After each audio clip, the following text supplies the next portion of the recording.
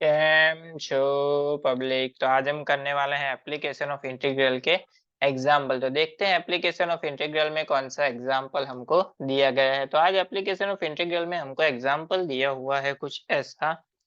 Find the area between the curves. दो curve हमको दिए गए हैं। एक लाइन का इक्वेशन है हमारे पास y is equal to x and दूसरा कर्व हमको दिया गया है y is equal to x square. यानी इन दोनों को यूज करके जो एरिया बाउंड होता है वो हमको फाइंड करना है। तो देखते हैं कैसे करेंगे हम। सबसे पहले तो इसके लिए ग्राफ प्लॉट करना पड़ेगा। उसके लिए हमने ड्रॉ कर ली एक्स एक्सिस, उसके बाद ड्रॉ कर ली वाई एक्सिस। इसके लिए हमको ग्राफ में पॉइंट चाहिए। एक लाइन का इक्वेशन है हमारे पास y is equal to x and दूसरा कर्व हमारे पास है y is equal to x square. अगर हम x की जगह पे 0 पुट करें तो y भी हमको क्या मिलेगा, 0। चलिए, अगर y की जगह पे हम 1 पुट करते हैं, यानी कि यहाँ पे स्क्वायर है तो x क्या मिलेगा हमको, प्लस और माइनस 1।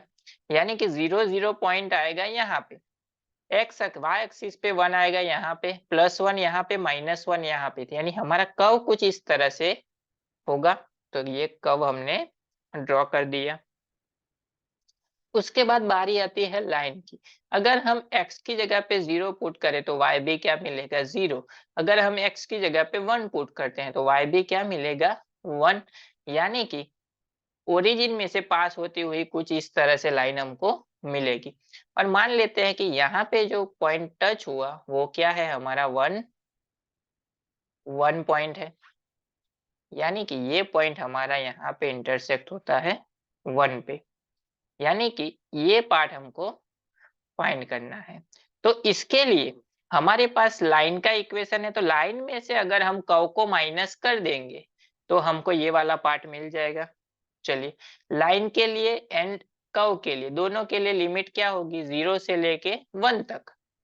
यानी कि area is equal to integration 0 से लेके 1।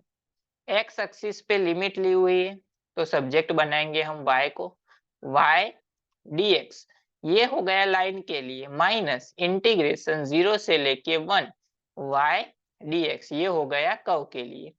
चलिए, इंटीग्रेशन 0 से 1 y एक्स लाइन का इक्वेशन क्या था, y is equal to x. तो y की जगह पे आ जाएगा x dx माइनस इंटीग्रेशन 0 से लेके 1 कर्व के लिए क्या था इक्वेशन, एक्स स्क्वायर। तो यहाँ पे आ जाएगा हमारा एक्स स्क्वायर dx। चलिए इंटीग्रेशन कर लेते हैं।